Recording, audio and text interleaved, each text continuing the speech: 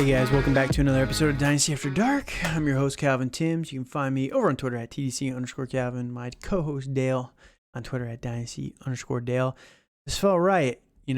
Last episode, I did not have the right intro, and it really threw me off. And, I was off the entire podcast. It's just crazy. But this time, I think I've got it right. So, how we doing today, Dale? Hey, I am doing great. I can't wait to talk about more running backs, and hopefully we have better transitions today. So Yeah, we'll see. I mean, this is like 10 minutes after the last episode, so we'll see if my brain is woken up enough. But we're not probably gonna not. we're not gonna Probably mention not, that. We're not gonna mention that. but we're still going at it. So So that said, yesterday we talked about the top 6 of our tier 1 of the running backs. And, we had the exact same top 6, which with just a different order there. Pretty interesting, the difference in our breakdowns of how those guys should go. But today we're going to be talking 7 through 12 and the guys that we have there. And this is where it really starts to devolve a little bit more, but there's still quite a few names that we have in common. But yeah, we'll get to it here today. So how we doing today, Dale? doing great. I can't wait to talk about all these running backs that I'm going to be wrong about, and you're probably going to be wrong about too. So I'm never wrong. Well, that's a different Yeah, story you got for a nothing to different say? I do. That's right. That's right. I froze them, boys, just like Adesanya. Let's go. All right, so we're gonna jump right into it. And the number 7 guy, we both have this guy at number 7. Josh Jacobs with the Las Vegas Raiders on the franchise tag. This was surprising to me. I did not. Dude, the Raiders are so confusing. I did that fixing the Raiders franchise a couple months ago, and it's just like, I recommended signing Jimmy Garoppolo, so nailed that one. Ding, ding, ding. But I said don't sign Josh Jacobs because it doesn't make sense. You're paying this guy $11 million. You're paying him tons of money to maybe compete. You need to figure out your strategy long term. I thought they could have, let Josh Jacobs walk and bring in a Miles Sanders for a much cheaper deal. They could have done that. Miles Sanders signed for $25 million over 4 years. You could have got that. I don't understand why they're doing this. But that said, for Josh Jacobs, this is great. Josh Jacobs with the Raiders is a stud. He is a monster. He was killing it last year. And it even started off a little slow.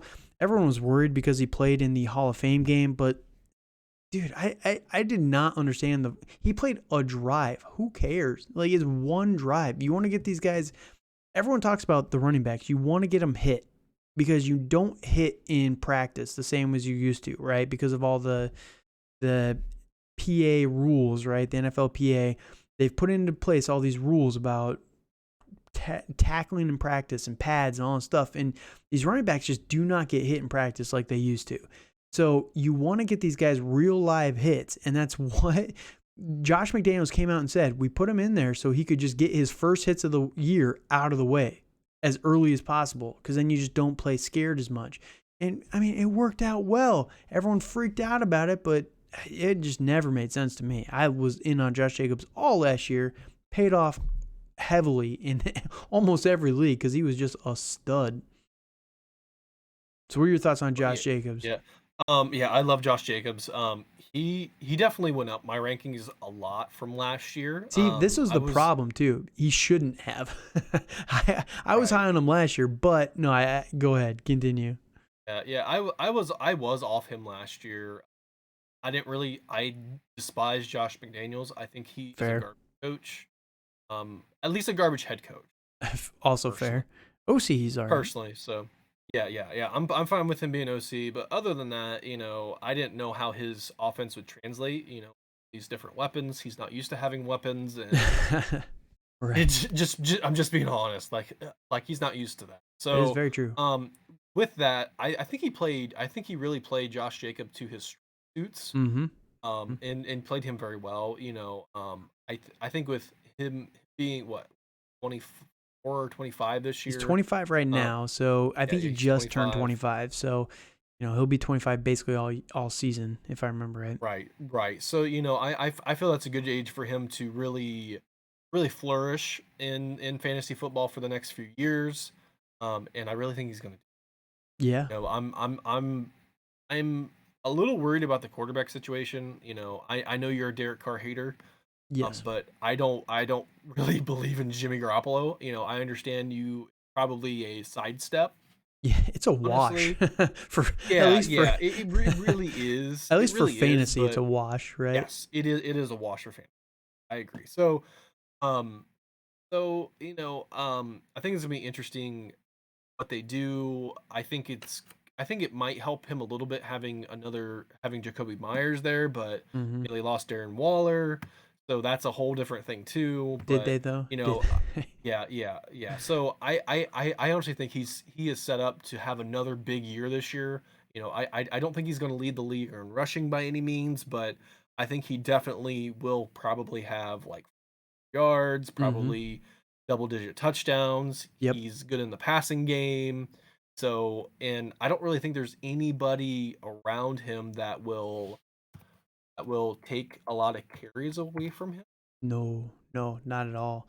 I So, mean, who is I the guy mean, that the only Zamir White? yeah, it's Amir White. Like they might have Amir Abdullah potentially Yeah, none of there. these guys are threats, That's right? yeah. Like I don't consider those guys threats at all. So I think he is definitely the guy. With his snap percentage, it was a lot of his games were 80, 90%, like probably over half were. So, I'm not I think he's going to be great for fantasy again. He finished, PPR ranked third, so I think he's going Sure. to be the guy and he's going to have a lot of top 10 or at least 3, I'm guessing, probably top 10 years left in him. Yeah, and that's where I'm with you 100%. It all depends where he goes next year, I guess. If I think that they're going Yeah. to try and either franchise tag him again because it's not, I think it's like 12, 13 million if they franchise him back to back. So it's not a massive increase on what they'd Mhm. be paying him this year. So, I think Right. Josh Jacobs is going to be really good. Again, I was the biggest surprise to me, and this is why I was a little bit lower than I am this year on Josh Jacobs. The reason being, I thought that they would utilize more of a stable of guys. You're looking at the snap Mhm. share for Josh Jacobs here, and he was routinely, he probably averaged, I don't know, somewhere between right around like 75%, maybe 75 to Yeah. 80%, somewhere in that range. Like they used him as the workhorse a ton, and that's just not New Mhm. England whatsoever. So that's the biggest surprise for me, but I just don't see anything changing. I don't think they're going to invest a high pick. This team has holes everywhere on the team. Everyone's having them take Yeah. Will Levis at 7 overall right now or offensive tackle, but they also need defensive players everywhere. Their entire defense is Mhm. crumbling except for, I think, the edge position. So there are just holes everywhere on this team. They Yeah. cannot afford to invest another high pick on a running back because I think Zamir White was a 3rd-round pick last year, if I remember right. That sounds about right. Yeah. So, yeah, I just don't think that, they can invest in him. So, Josh Jacobs is going to be safe. I believe they're going to either try and work out a long-term deal with him if he'll sign it or they'll franchise tag him again after the season. And, I mean, he was just such a stud this last year. Yeah. You hit it nail on the head. Josh McDaniels put him in the perfect situation for his skill set. So, 100%. yep. So, all right. So, number 8, this is where it starts to devolve for both of us. For me, it's Mhm. going to be Najee Harris. And Hmm. I know that you're down on him a little bit, but Najee, Yeah. I think the thing with Najee right now is just people are a little bit down on him. And you look at what he was able to do at the end of last year, and I think that's more typical of what to expect from Najee. One, this team was awful last year. Like, it was just awful. They brought back Matt Yeah. Canada as the play caller. I don't think he's going to survive another year. He's going to get fired after this year. He's a very, very bad offensive He's coordinator. gross. He's They've gross. got Kenny Pickett, who I hate with a passion. I think he's terrible. But, Right. that doesn't really impact Najee Harris a ton, right? And in all reality, you look at Najee the second half of the season, one target, 6 targets, 3 targets, 9 targets, like, what is the inconsistency here? What are we doing here? But you look at Najee, he started off the season with the foot injury, right? He had the plate in his shoe that got removed right around their bye week. Then after the bye week, all of a sudden he starts playing a lot better on the ground. Yeah. The team was just kind of terrible at that point because they'd gone to Kenny Pickett full time, but he had a 27-point week. He had a 13, 14, 15, 21, 16, 10, 10. So, like, he was not the best player last year, but he was a lot better. So I do believe that the foot injury was holding him back some. And I think the offensive line was terrible last year. It was like one of the worst offensive lines in the league last year. I think PFF had it as their 30th or 29th ranked offensive line last year. So they were letting everybody through.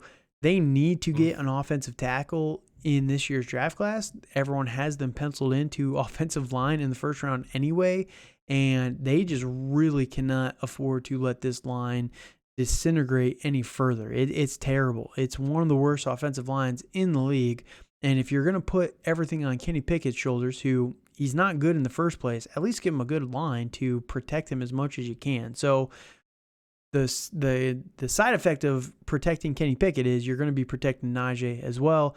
I believe he's going to be healthy, and I think that Najee is being underrated a little bit. I get it. He's older. He's 25 already, but he's only got 1 year 2 years now of playtime under his belt in the NFL level. He's got at least 3-4 years left before he's going to be calling it a career, and I think he's still young enough.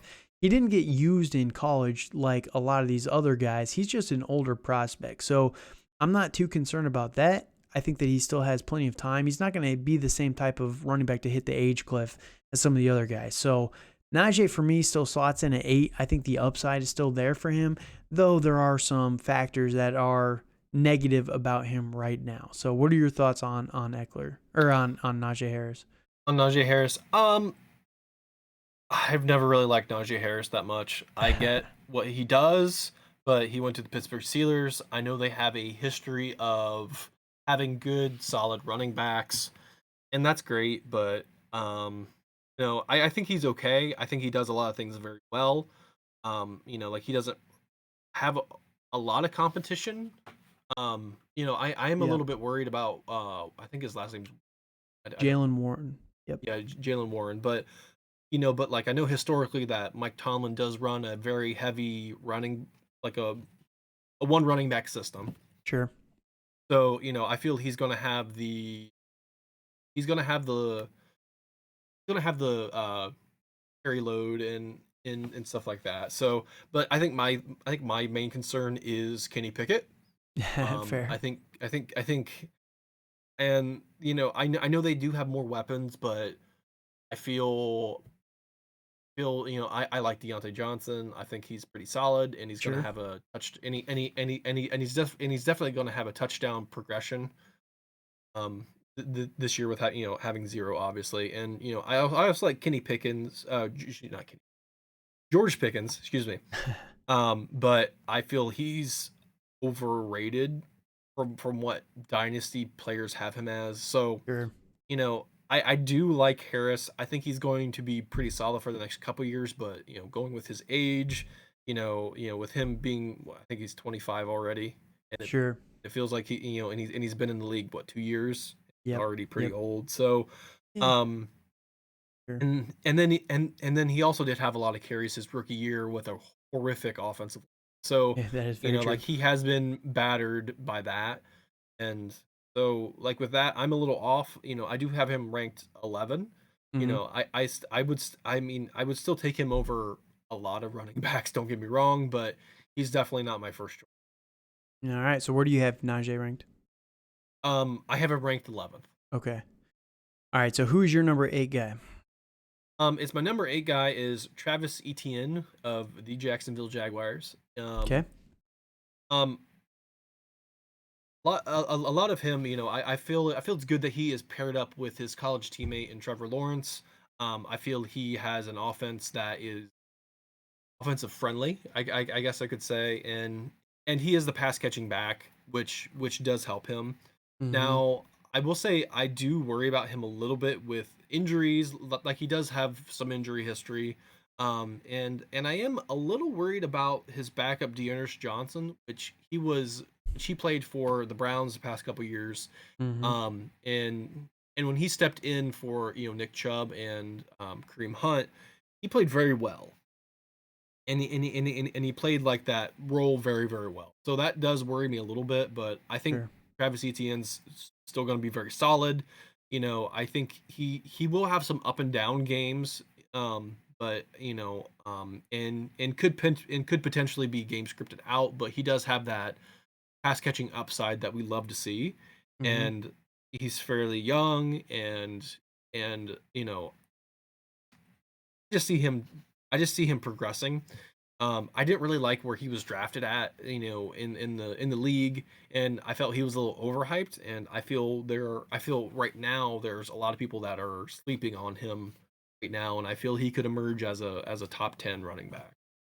Fair enough. And yeah, the ironic thing is, so we have Najee and Etienne swapped in our rankings. You have Etienne at 8. I have Najee at 8. I have Etienne at 11. You have Najee Mhm. at 11. So Yeah. my biggest downside on Etienne is, I mean, you look at his game log. He only really had 3 or 4 good weeks last year, like Right. really good weeks, and a lot of them were bad, like bad. Hmm. I mean, against Tennessee, he had 3.2 points on a 75% snap share. Like, that's really bad. Really, really bad. Right. Had no targets in that game. I mean, for being a pass catching back, he only had 45 targets on the entire year and 35 catches. I believe that he has that skill set. I'm with you there, but I don't know if Doug Peterson's ever going to put him in that role. And you got to go to the coaching staff here is the biggest downside for Travis Etienne. Doug Peterson is a notorious killer to running back value for fantasy football, because you go back to his time in Philadelphia, and it's just he is a very big proponent of our running back by committee, right? RBBC. And he will never give anybody, like, the fact that Etienne was getting 70% of snap share is crazy to me in a Doug Peterson offense. Like, that's just not what he does. 80% in a game. And those games where he can get that much, he's decent for fantasy football, but it's just not consistent. And I do believe Peterson's going to, I mean, they brought in Calvin Ridley, so already that's going to eat up some of the short yardage targets for someone like an Etienne. And then they bring back Evan Ingram. They need to fix up this offensive line a little bit there, but I just don't really see much of a progression upward for Travis Etienne, where, we've seen Najee Harris. Najee Harris finished as the RB number 7 his rookie year. Yes, there's a lot of factors that went into it, but is it possible for him to get back there? 100%. Etienne finished as the RB17 in PPR leagues. He was actually better in standard leagues than PPR leagues as a guy who has that pass catching profile. He was RB16 in standard, 17 in PPR. So he played 17 games. Yes, one game he left with the 8% snap share. One game he left with 40%. Okay, take those out. He's still not, like, it's not what you want to see for someone who played most of the season last year. So I just don't know what the ceiling for Travis Etienne is. And you talk about these other guys, all of my top 8, you've seen them up there at least once in their career, except for Bijan, obviously, and Brees. That's very fair. So, yeah, Etienne, I like him. I just don't think he's going to be utilized properly. And I don't think that, I just don't see the upside that most people kind of see with him right now. So, which is funny. It's just, like I said, it's ironic. We're kind of opposite on Harris and Etienne, where you see the upside with Etienne, I see the upside with Harris. You're kind of more leery about Harris, and I'm more leery about Etienne. So, yeah. So, I mean, I think when I do my rankings, I usually try to go for the better offense. Sure. And I think Jacksonville I has do a agree much better there. offense Yep. than I'm with you 100% than there. what Pittsburgh has. So, Yep. All right. So that said, number 9 for me is number 10 on your list, Austin Eckler. So we're basically right there with each other on this guy. So we'll quickly talk about Eckler. Not much to discuss there. I mean, Austin Eckler, what can you say about the guy? He's had 40 touchdowns in 2 seasons. He's just really Wild. good. Let me pull up his player card here. Oh, here it is. Austin Eckler. So, last couple of seasons, RB1, RB2 finishes in PPR leagues. The passing work is just astronomical. He's playing with the Chargers already. He's come out and said for 2023, 2024, he's a free agent and he wants to explore his options. They might franchise tag him at that point in time. He is 27 right now. He'll turn 28 in season, 200 pounds. So he's a smaller guy. It's always been his kind of calling card. But here's the thing that worries me about Austin Eckler. One is age, and two, that astronomical target volume. A lot of it came from the fact that Mike Williams has been injured a lot. Keenan Allen missed a large portion of the time last year. So is he going to be able to receive that massive target share, especially with Kellen Moore coming over here as new offensive coordinator? Everyone has these guys kind of linked to a JSN or a Quentin Johnson or, Jordan Addison in the upcoming draft. That could really hurt someone like an Austin Eckler. You look at his run game usage, and he's not even breaking 1,000 yards on the ground. It's all passing work and touchdowns.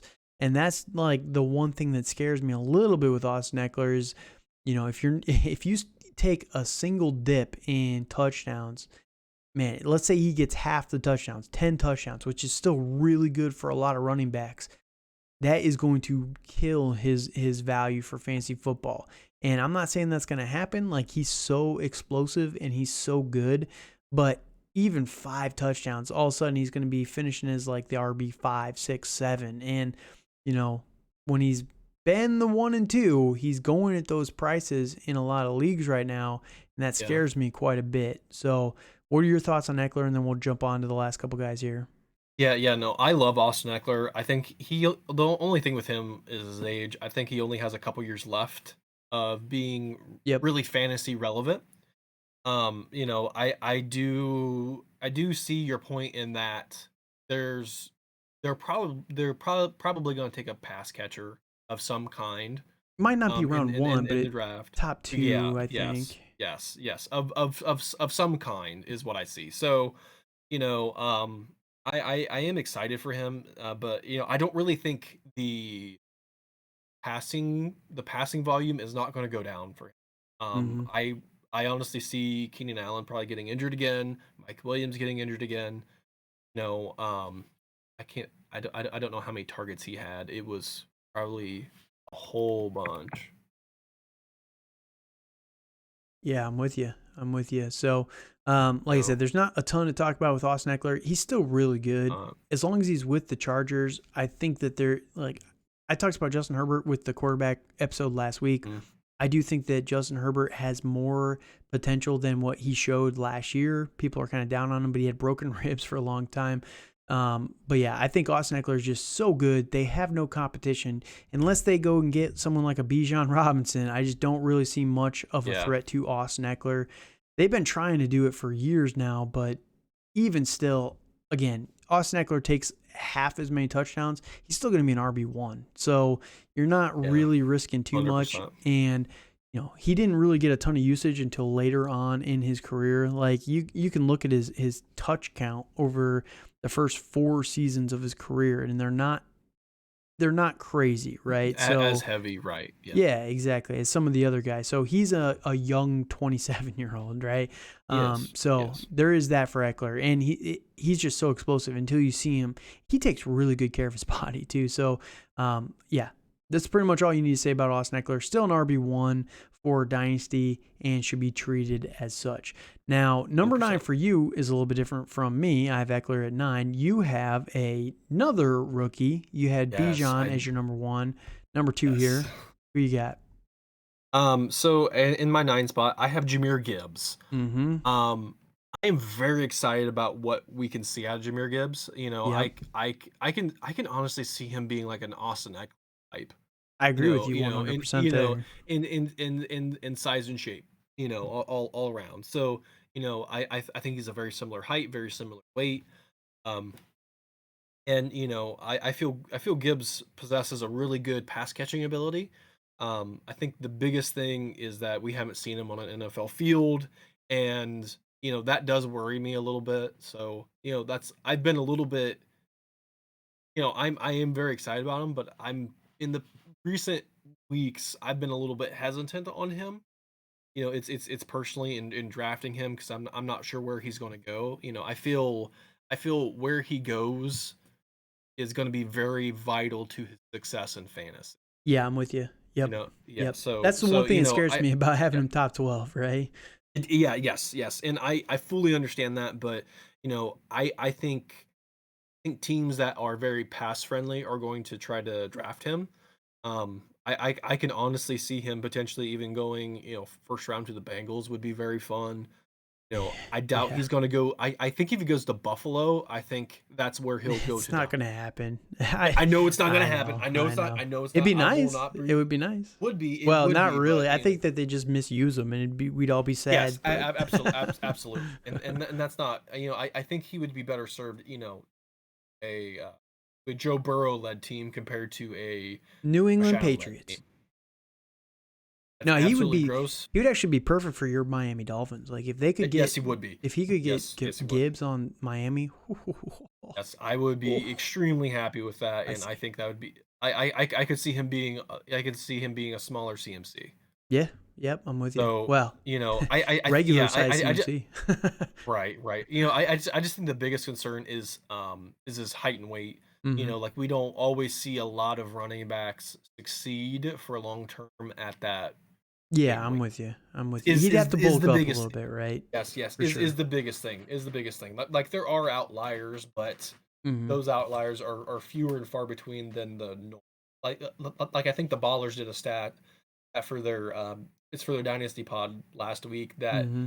basically said like the vast majority of running back one and twos the past like decade have They're like been 215 pounds, right? 6 foot yes, 215 or yes, something like that. plus, Yeah. yes.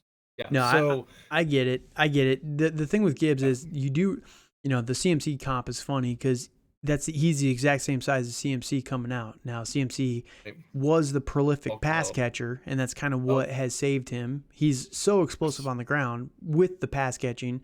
That's what Eckler thrives at as well, and that's where I think Gibbs is going to thrive at that position as well because we saw in Alabama he did most of his dangerous work through the air, like as a dump off target for Bryce Young. Mhm, So I think Gibbs is going to be fine.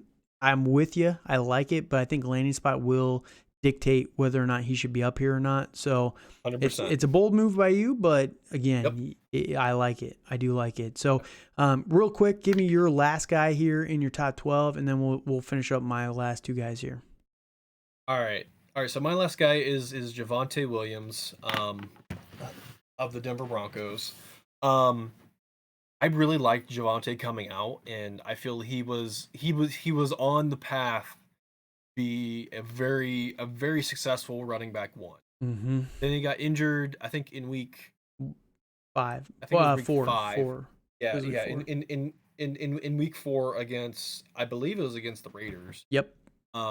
So unfortunately, he had a very similar injury to J.K. Dobbins, Mm-hmm. who I personally love. I mean, Yep. I would have loved to rank Dobbins a lot higher than I have him, but with injury, like he tore his ACL, he tore his MCL, tore a lot of like PCL. knee. Yeah, Yes, just a yeah, bunch of crap. PCL, LCL, like he tore all of the CLs. So honestly, is what it felt like. So I think that's the biggest concern in Mm-hmm. dynasty managers is how he's going to be. I think he's going to have a very very slow start to like what JK had last year. Mm-hmm. Yep, I'm with you. It's going to take him It's gonna be half a crazy. year. Yeah, because Yeah. J.K. did Yeah. his in the preseason, and it still took him until like Yes. week 7 to start to even come back. Yes. Whereas Yes. Absolutely. Javante did it in week 4, and he's got the same injury, so he's probably not going Mhm. to be back until week 15, like 14, 15 in Yes. that range. And then they might not Later on even in the play year. him, Yeah. just to depending on what the Yeah, situation just is. to save him. Yes. Yep. So So, so I do like his upside, and that's why I ranked him here is because mhm. of his upside and what we saw Yep. with In him. year I 1. mean, yeah, in year one, but that was with Drew Lock and whatever offense they were playing there. Right. So, I think it's going to be interesting to see what Sean Payton has for him. Oh, for sure. I do know historically that Sean Payton does sometimes run a two running back system, but Mm-hmm. it seems like both of those running backs are still relevant, Oh, still yeah, very, very for sure. relevant. Yep, always. I'm not saying they're both going to be RB1s, but I could really see one being like a mid tier RB1 and the other like a mid tier RB2, which Yeah. really I would be happy if Javante could, like have like year one in that system be an RB2 and then go up to an RB1. Like he's still very, very young. I think he's what, 22. Yes. Yep. I believe so. Yep. So so like it's probably going to be, he's probably going to be, 24 to when he starts Really really contributing. ramping Yep. up. Yep. Yes. Yes, and really being able to contribute, and I can see him contributing for the next, once he's 24 for the next 3 to 4 years. And if Mm-hmm. you have that, if you have that built in, I think that's going to be great for his value. Sure. That's the only reason why I don't have him as a top 12 guy is just because, you basically have a lost year this year, and you don't Yes, know if he's yes, going to be able to get back to full health. It is a big injury. It's not like an Achilles, but it is a rough one to come back from. So, absolutely. that's the only reason why I don't have him top 12. He's 13 for me, so he's right there. But, Yeah, yep, yeah, you like what you saw in year one. It's a yep. devastating injury for him. Hopefully he comes back and maybe he can show us something there. But that's the only reason there. So my number 10 guy is going to be Nick Chubb, and I Love think it. people are sleeping on Nick Chubb a little bit too much. Absolutely. Nick Chubb is just so undervalued right now, and Yeah. you look at the Browns, and they did not really.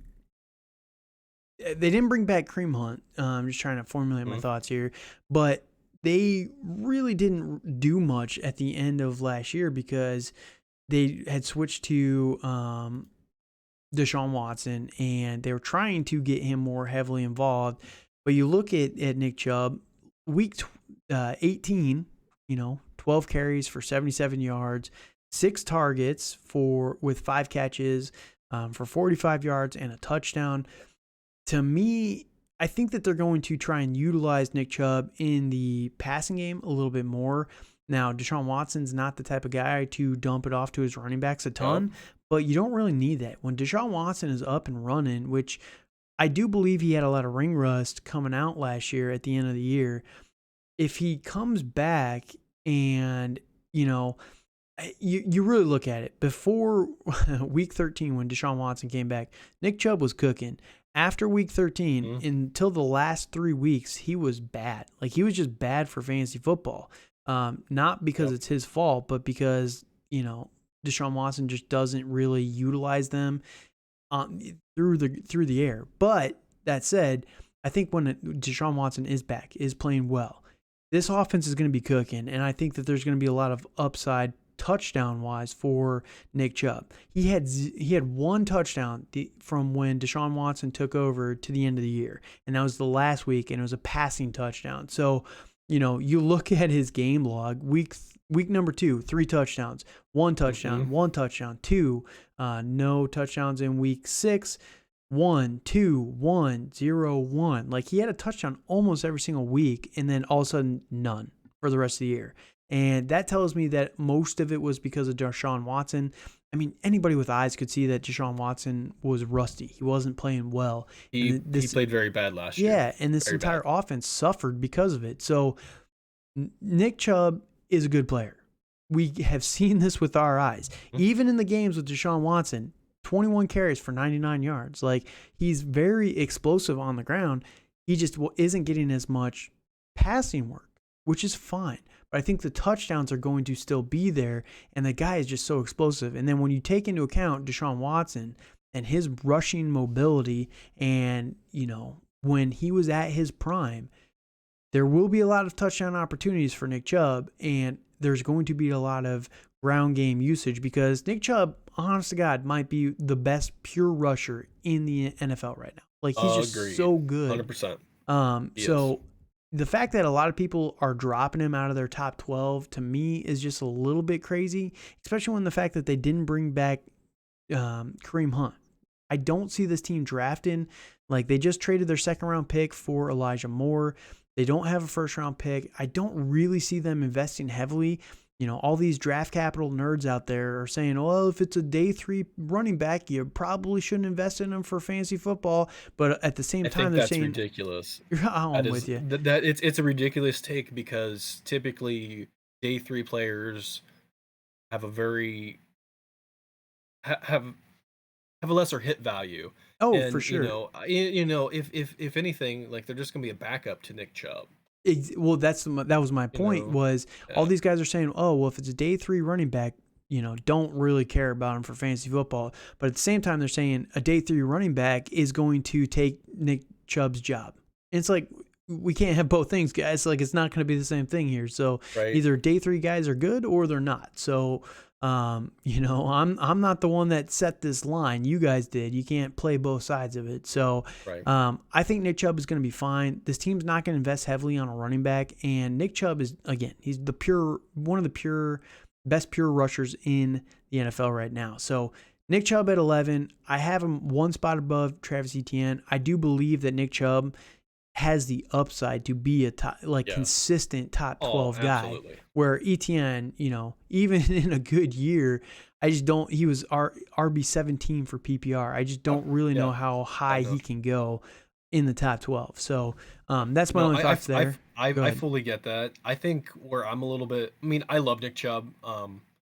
But I think it's where I'm off on him is what Deshaun Watson showed us last year. Yeah, I get it. I do get it. It was very bad, Calvin. It was very bad. I understand, but he also hadn't played in almost 2 years. So to be fair, I know, but I don't think you can just lose the talent that he had for 3 years. It's the problem I have though is how they called the plays once Deshaun. Oh, Stefanski is bad. I'm not saying that. It was just really bad play calling, because this player hasn't played in so long, but they still played him like was in Houston, and I know, but he's not the same player. I'm with you. I'm just saying, I think that they were probably just trying to wake up his arm. So we'll see. We will see. But I do believe that, even in the end of the year, Nick Chubb had 14 carries, 12 carries, 24, 21, 14, 17, 26. Like, they were carrying the ball with him a lot. So I don't really see that changing. And then if you just take into account decent regression back to what Deshaun Watson was, this offense will be a lot better. So that's all I'm saying. And I get the Watson fears as well, but no, we'll see how that kind of plays out. But that's why I have Nick Chubb at 10. My last guy is going to be DeAndre Swift at 12 here. Ugh. I'm still in on DeAndre Swift being a top 12 guy for fantasy football. He's only 24 years old. I get it. The guy's banged up a lot. I understand that. Last year he played 14 games, finishes the RB number 21 for fantasy football. Really never got a high snap count whatsoever the entire year. On top of getting vultured by Jamal Williams. Ridiculous. The amount of plays, oh my gosh. The amount of plays where DeAndre Swift got the ball down to the 1, 2, or 3 yard line, and then Jamal Williams comes in. Like, that's such a slap in the face to your guy. Like, to let him do all that work, and then it happened like 5 times. 5 times. Those 5 touchdowns, if they went to Swift instead of Jamal Williams, like, he would have been close to RB 14 probably, with limited play. And that's just 5 plays, 5 more plays for DeAndre Swift. So the guy is very, very good. Has major health concerns. I understand that. But major health. When you compare him to like a Christian McCaffrey, again, who has health concerns, Saquon Barkley, but when they play and they're healthy, they're very, very good. DeAndre Swift had the shoulder issue, and, I just don't really see a lot of his injuries being repeatable stuff. Now, the shoulder injury does concern me. But you know who else has a shoulder injury that has plagued him his entire career? Dalvin Cook. Yep. Dalvin Cook is able to manage it. I do believe that they're going to be able to manage DeAndre Swift. Now, I don't think he's ever going to be a workhorse guy. I'm not saying that. But there's games here that count as a game played. He had 16% of snaps. 16%. It's like they never trusted him to be fully healthy last year. Now, whether that's the Lions being a little ridiculous, I don't know if the Lions necessarily trust DeAndre Swift. There's been rumors about them trading him this entire time. So the fact is, they should trade him to the Kansas City Chiefs, and they can redo that mistake of taking Clyde Edwards-Helaire from the draft a couple years ago. But, Right. I digress there. DeAndre Swift is still a good player. He's a very explosive player. Similar to a lot of the other guys we mentioned, he's a smaller guy, 5'8", 208 pounds. He's not a massive guy, similar to Austin Eckler, Christian McCaffrey. But when he gets the ball in his hands, man, he is so good. You give him 5 more touchdowns on the ground that he got vultured by Jamal Williams. It does help. I agree. He's almost an RB1. It doesn't take a big stretch. And then, you look at some of the other guys we have up here, Ramondre Stevenson, Javonte Williams. Javonte Williams isn't even going to play this year. At least DeAndre Swift has the potential to play 17 games this year. Again, he's got the injury concerns, but, that's the biggest difference between Javonte and Swift for me is, you're going to have Swift at least this year. And when he does play, he's very, very good. So, Right. I'm still on DeAndre Swift. I'm not as high. I think a year ago he was my RB3. So, it's been a pretty big fall from grace for DeAndre Swift. But we did see a lot of flashes from Swift when he played. But you just look at his game log, man, and it's like he never really got utilized at all. He missed 3 games right in the middle of the season. He comes out in week 1, 67%, 51%, 41%. After he comes back the 1 week after the injury, 55%, 1 game over 50% the rest of the season. 1 game over 40% the rest of the season. They just did not trust him to be healthy, so they did not give him a ton of opportunity. But you look at that pass catching work from him, man, and it's just crazy what he's able to do there. So I do believe that DeAndre Swift is a good player, but you can give me your thoughts real quick, and then we'll wrap this up. We're already running. Yeah, late. I can see it, and I understand that Jamal Williams had a fantastic season last year, and that's not going to be duplicated by 17 touchdowns by is any pretty means. helpful. Yeah, it is, and I think this. I just don't think the Lions like DeAndre Swift. I agree with that. I will agree And with that. and with him going into a contract year, them having them having to figure out what they're going to do with him. I mean, I do think he could have a breakout year this year, but I think that's going to be it. I just don't see it with him. I think he's too injury prone. I just think he can't stay on the field, and he's been proven to show that, injury after injury True. after injury. And that's where I've been really, really off on him. And I do, it's like I said, I do see a path of him doing well this year, but I don't think he has the upside. And I think David Montgomery is going to take a lot of those touchdown worthy plays, vultures, away from him. Yeah, so we'll see.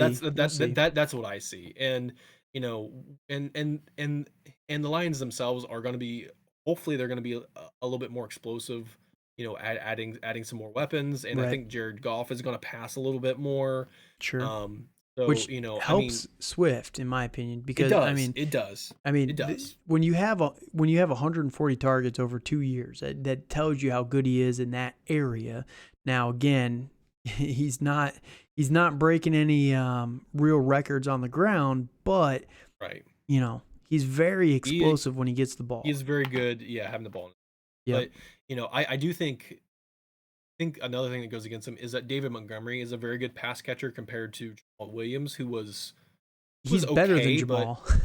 I wouldn't say David Montgomery's a good pass. He's serviceable. He's not good. He can do it. He's just not the most natural at it, but he's okay. He's fine. Yeah. He's not natural at it, but he also had a lot of experience in Chicago doing it because he had to, and that really helped his dynasty value. And I think that's part of the reason why he went to Detroit was because because he saw that, and he saw the potential of him playing probably over 50% compared to Swift. Yep. No, we'll see how that goes. Again, Swift, when healthy, very, very good with the ball in his hands, but you can't trust it completely. That's why he's fallen like crazy. But falling. Yeah, but yeah, I still think that he should be up here because all it takes is one good season. They're injury prone until they're not. It's not like he Yep. has, soft tissue injuries. It's a shoulder, which is concerning. Don't get me wrong, but it can be managed, right? And, I don't know. I'm just not giving up on Swift. The injury last year happened at such an unfortunate time in week number 3 that he just never really was able to get healthy from it. Whatever, I forget what it was. I think it was the shoulder, but I could be wrong. But I just don't think that they ever, with how the season went for them, going 0-6 and then really rallying the second half of the season, I think that kind of changed their game plan for how to return him as well. They didn't want to change things when they were kind of rolling at the end of the season. So that's my thoughts on Swift. Any last thoughts? Recap quickly your top, your last 7 guys here. All right. Yeah. Yep. It's 7 through 12. I have Josh Jacobs, Travis Etienne, Jahmyr Gibbs, Austin Eckler, Najee Harris, and Javonte Williams. And then I've got Josh Jacobs, Najee Eckler, Nick Chubb, Travis Etienne, and DeAndre Swift at 12 there, wrapping up my RB1s for Dynasty. Any last thoughts on the running backs for Dynasty football? It's the big thing with running backs is that they come and go very frequently. Mm-hmm. And if you can find that stud running back, you are set for 5 years, and then you can sell them off at their peak, and then you can just try to get the next one after that. Yep, I'm with you. So that is our running back ones for Dynasty leagues. Let us know your thoughts on who you agree with, who you disagreed with over on Twitter, on YouTube, in the comments, in the review, and we'd be happy to talk about it next time. Hit us up while you're there. Leave a comment, leave a review, leave a subscription, tell the podcast to one of your friends. Make fun of the rankings all you want. Doesn't matter. Just get the word out there about the podcast. More people. We appreciate you guys joining us. Hit us up on Twitter at TDC_Calvin, at Dynasty_Dale. Until next time, thank you guys so much for joining us. Have a good night.